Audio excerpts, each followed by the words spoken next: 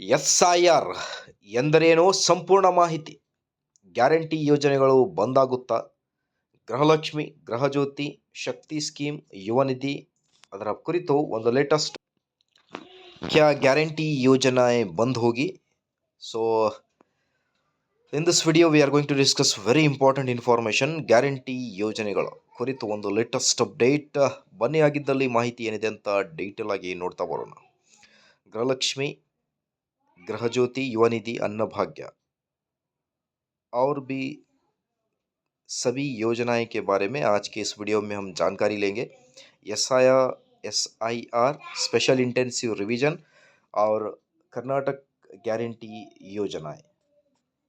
ವಿಡಿಯೋವನ್ನು ಸ್ಟಾರ್ಟ್ ಮಾಡೋಣ. Please like this video, subscribe to my channel and turn on the bell. So, SIR Special Intensive Revision is a voter list verification process conducted by the Election Commission of India. So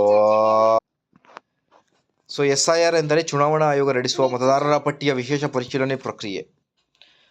SIR ಮತ್ತು scheme ನಡುವೆ ಏನಿದೆ ಮಾಹಿತಿ ಅಂತ ನೋಡ್ತಾ ಬಂದರೆ, SIR is for voter verification. The Karnataka government may use updated voter information as one method to verify beneficiaries of certain welfare schemes and remove duplicate or ineligible records.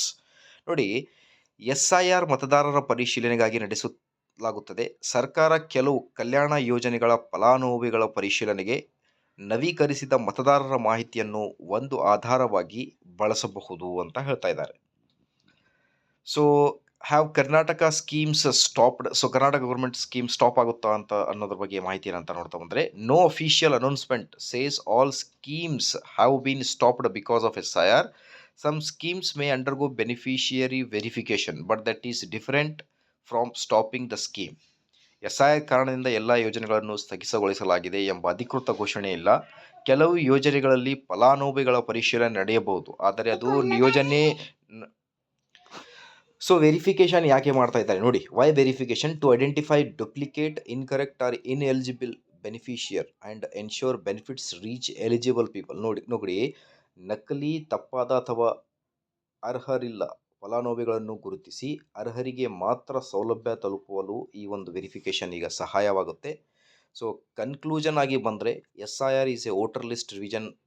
Okay, welfare scheme verification is a separate administrative process. Through update voter information may be used during verification ಅಂತ ಹೇಳ್ತಾ ಇದ್ದಾರೆ.